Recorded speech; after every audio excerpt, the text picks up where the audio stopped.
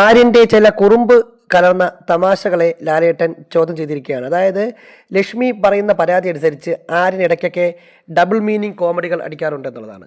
അതായത് താൻ ആര്യൻ്റെ അമ്മയോട് പറയുമെന്ന് പേടിപ്പിച്ചാണ് ആര്യനൊരു പരിധി വരെ അത് കുറച്ച് വച്ചിരിക്കുന്നത്. ഇത്തരം ഡബിൾ മീനിങ് കോമഡികൾ ഉള്ളതുകൊണ്ട് തന്നെ ആര്യനെ കിച്ചൺ ടീമിലേക്ക് ഇടുന്നതിൽ തനിക്ക് ബുദ്ധിമുട്ടുണ്ടെന്ന് ലക്ഷ്മി ആദ്യമേ പറഞ്ഞിരുന്നു.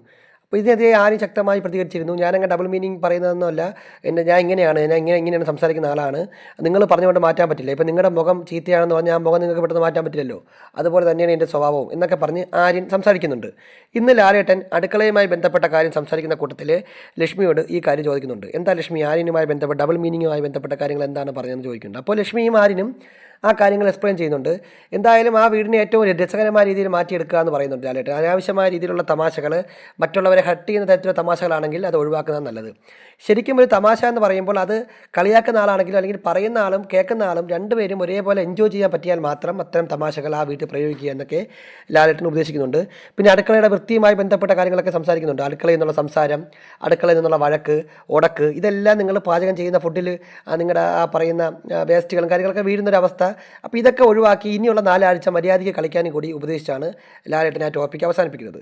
ഇന്നത്തെ എപ്പിസോഡിൽ കാണാൻ പറ്റും. എന്തായാലും ബിഗ് ബോസുമായി ബന്ധപ്പെട്ട കൂടുതൽ ലൈവ് എക്സ്ക്ലൂസീവ് അപ്ഡേറ്റുകൾക്കായി നമ്മുടെ ചാനൽ സബ്സ്ക്രൈബ് ചെയ്യുക.